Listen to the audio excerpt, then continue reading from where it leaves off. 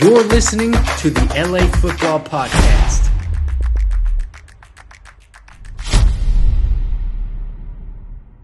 Hey, what's going on, Los Angeles? Welcome in to, it's, I guess, technically not any more special of an edition of the LA Football Podcast, but I think it's special because football is back officially. Training camp underway for the pro teams. College, USC training camp begins on Friday, depending when you're listening to this. SC is kicking off very soon as well, or UCLA, I should say, kicking off very soon as well. So football officially back. The players are back at it. Fans are back at training camps. We have been at training camps, reporting everything we've seen. So it's good to finally say the off season is done. We're still a month or so away from actual games, but everyone knows when training camp starts, the football season begins. So excited to get into it. We're going to start with our Rams and make this our Rams edition of the show and talk all things Los Angeles Rams. Joining me as always on the show, my co-host, my better half, the madman, Mr. Jamal Madney. What's up, brother? How we doing? Happy Friday. Doing well, Rye. Happy Friday to you, and so excited to be talking about actual football. Our off season ends up going about 6 or 7 months from the last game to day one of training camp, and that was really a fun time of the year. We get to really explore different topics, the intersection of different topics of sports and entertainment and pop culture and all those things. But it's nice to kind of get back into just pure on-the-field analysis. So always a pleasure to do this with you and can't wait to jump in. Absolutely. Yeah, we still make the offseason fun, or at least we try to. Hopefully our listeners think so, but I know we had fun doing it. But it will be nice to talk actual, X's and O's and depth charts and strategy and schemes and previews and recaps and all that good stuff, which is what makes this network go, being the LA Football Network. So this show, as always, brought to you by our friends at BetOnline. Head to betonline.ag today. Use our promo code BELIEVE. That's BLEAV. Gets you a 50% welcome bonus. Plenty of good stuff to bet on with the season just around the corner. I should have looked, Jamal. I should have done my homework before starting this, but do you know off the top of your head, Matthew Stafford MVP odds? Putting you on the spot. Ooh, I'm not sure. I can't tell, but I'll look. What would be your guess? Stall for a minute while I look up. And 100 to 1. 100 to 1. 100 to 1. I think it'd probably be 100, 125 to 1, just given obviously the MVP is so correlated to winning. And I think this is a year where, the projections like you and I have talked about, Ryan, over the offseason is somewhere between 7 to 10 wins. This is probably a fringe playoff team, a fringe divisional contender. So unless Stafford throws for 80 touchdowns, the chances are that, it's going to be tough for him to sort of break into that MVP conversation, given the Rams aren't really Super Bowl contenders this year. So I'd probably put it around 100, 125 to 1.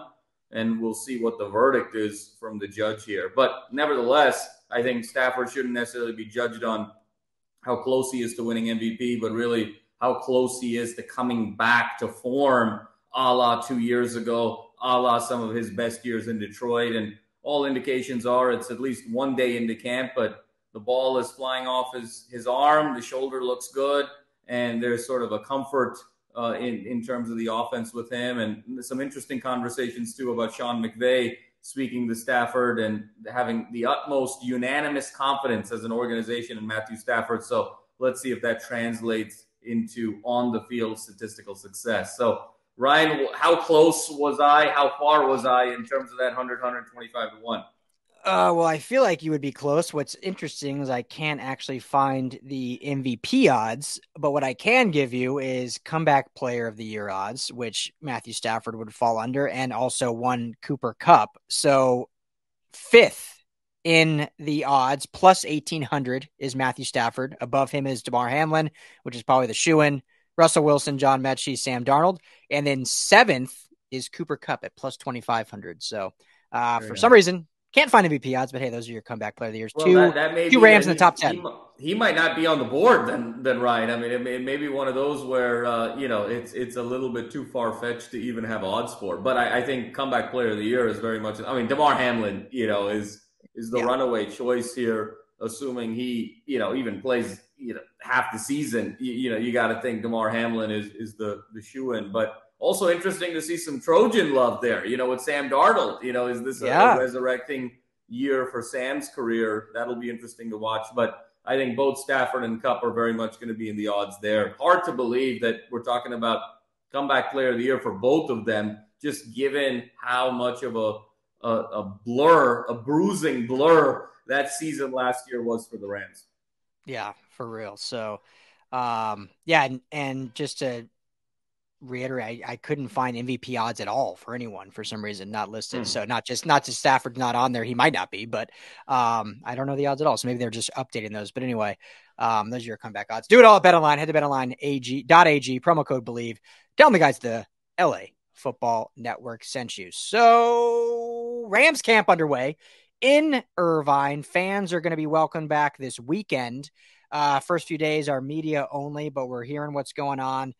We see all the interviews and kind of can dial it back and or at least dial it up, if you will, some of the analysis of what we've seen as they report down at the beautiful campus of UC Irvine, right near Newport, closer to the beach, a little cooler temperatures. I'm always surprised, Jamal, every time I go down there, how still hot it is, even though it's that close to the beach. Leaving Pasadena, I think, I'm going to get a nice 20-degree break here, and it still climbs up there, especially since they do camp so late in the day, 4 to 6 p.m.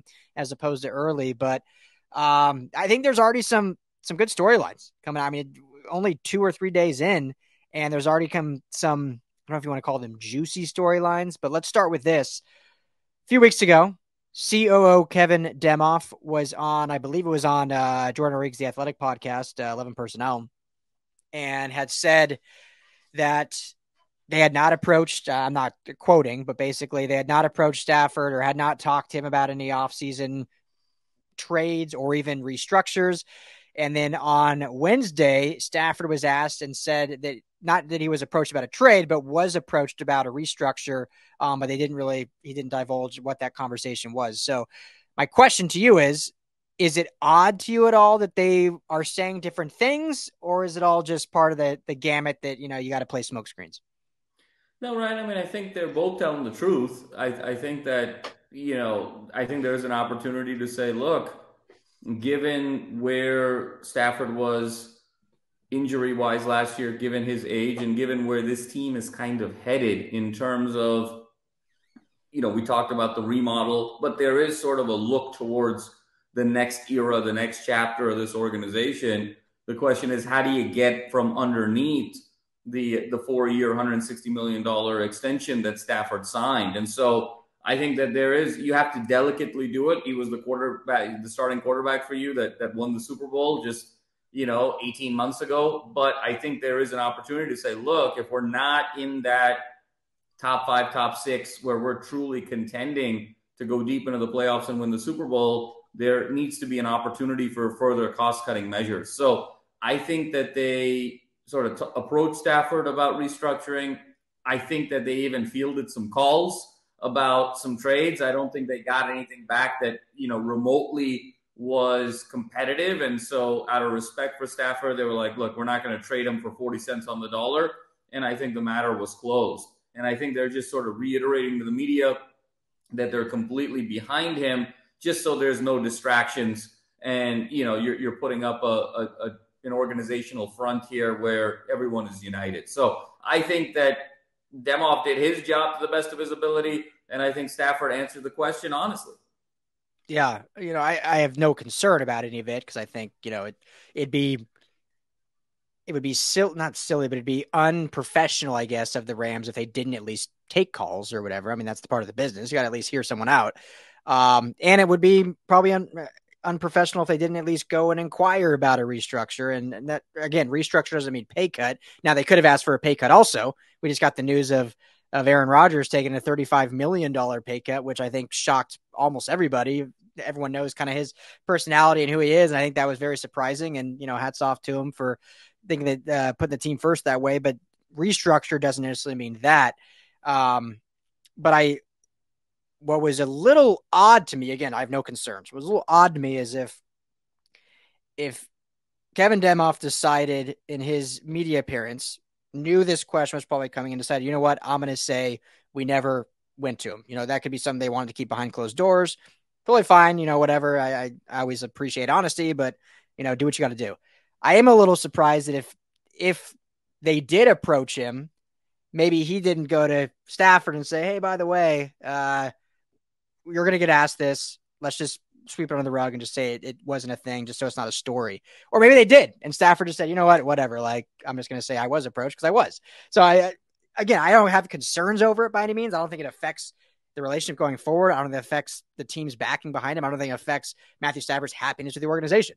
But it was just a little funny when you have the COO saying one thing, the quarterback saying another thing. They're literally just a week apart.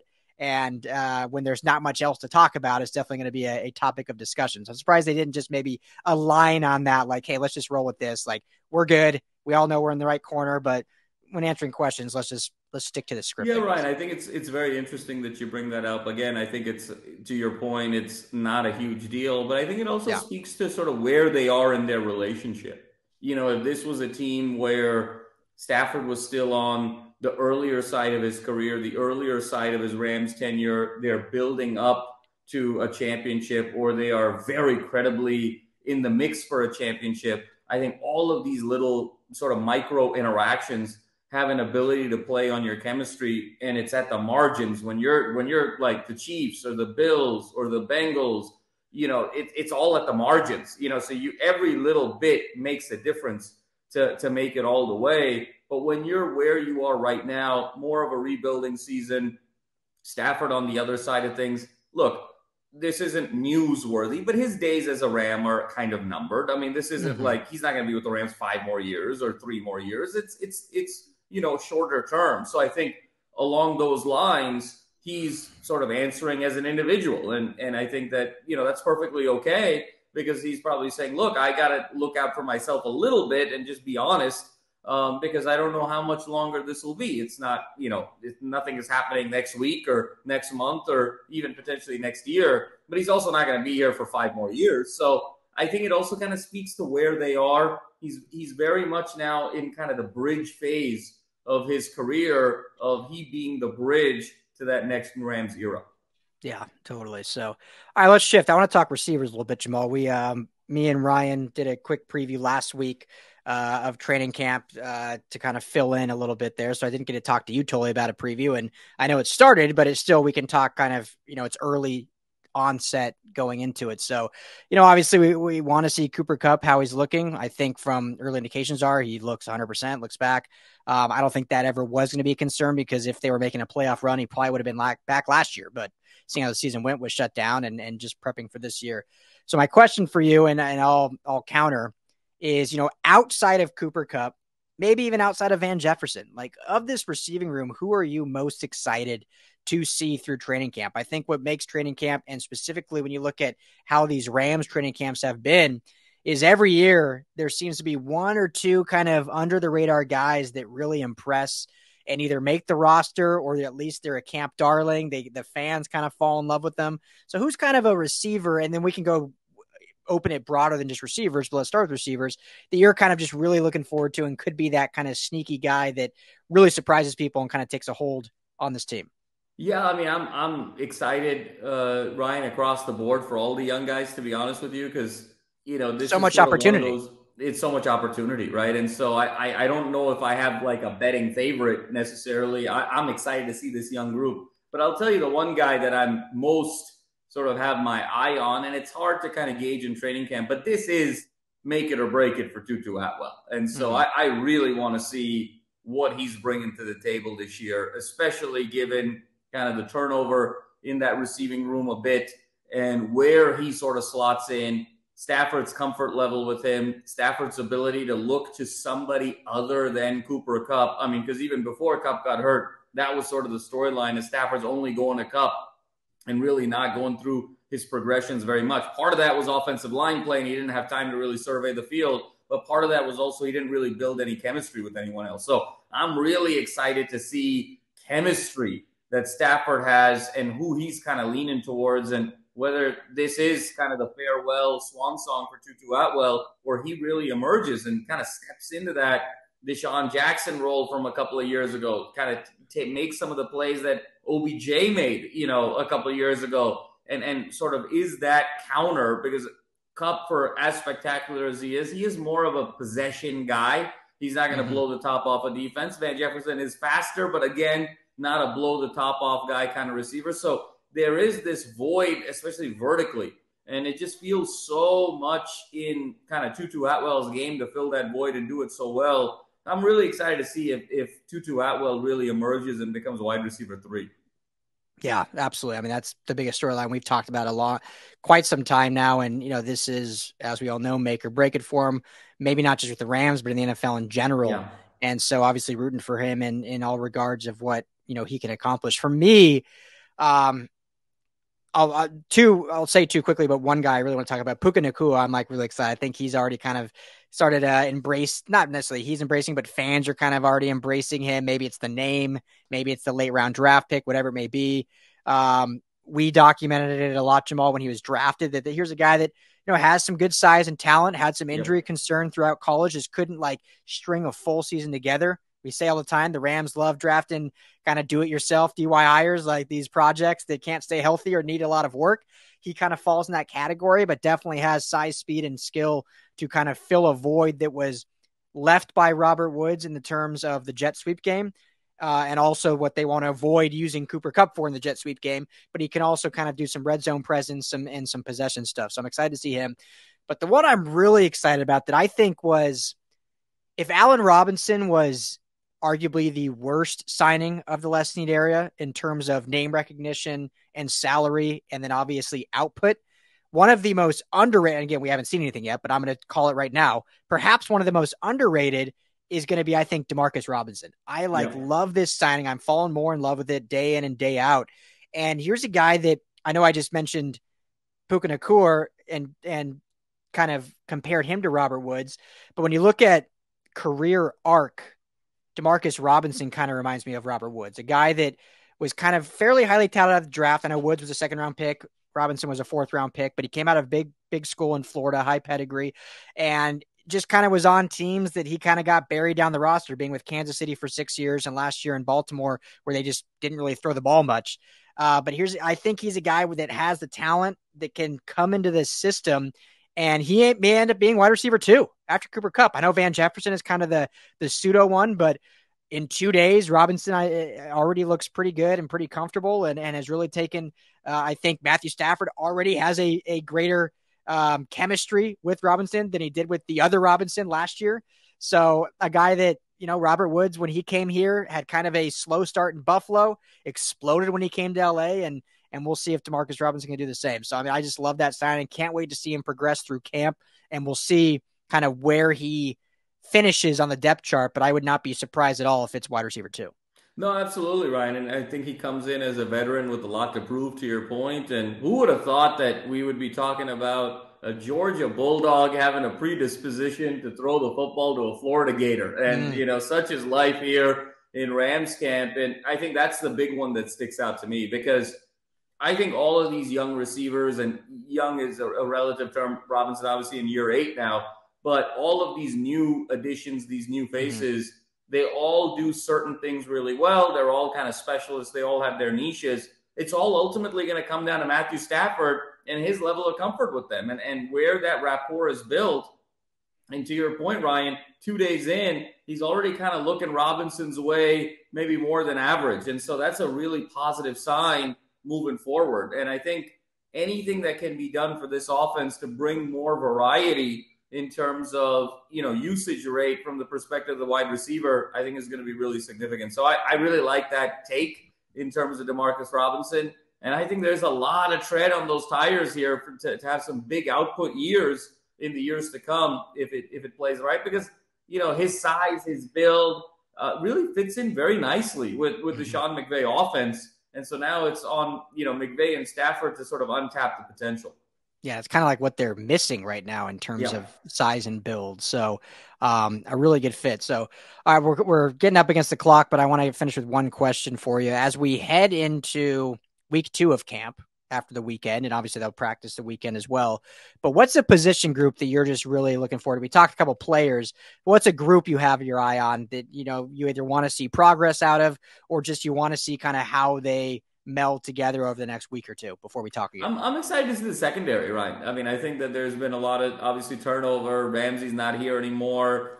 There's some young guys that were drafted that you and I talked about that we were very excited about, and some guys like Kobe Durant who are coming back. And I want to see how they mesh and meld. Who ends up emerging as the leader of that group? How do they compete with the likes of the Jeffersons and the Kupps, in some one-on-one drills? So I really have my eye on the secondary, because so much of secondary play, I think, is going to make a big difference in this division, given the NFC West a little bit weaker this year at the quarterback position. And so if you kind of really tighten things up in that secondary, you have an opportunity to be competitive and be in every game going into the fourth quarter. Totally agree. They're probably my position group to watch the most. I'm really excited to see the offensive line. Training camp's always hard until later, because they don't do a lot of pads. The Rams specifically don't do much pads work, but still just want to see the rotation. Kind of if they slide Avila over the center, they want to keep him at guard. What's going on with Noteboom? We'll have plenty more coverage and storylines on the offensive line and the Rams, of course, all camp long. We got to take a quick break. If you're on radio, if you're on podcast, we'll be back next week with plenty more Rams talk. Skinny T will be at camp this weekend, so we'll have him on to kind of break down what he saw and give us some first-person news. So we'll be right back. Talk to y'all soon.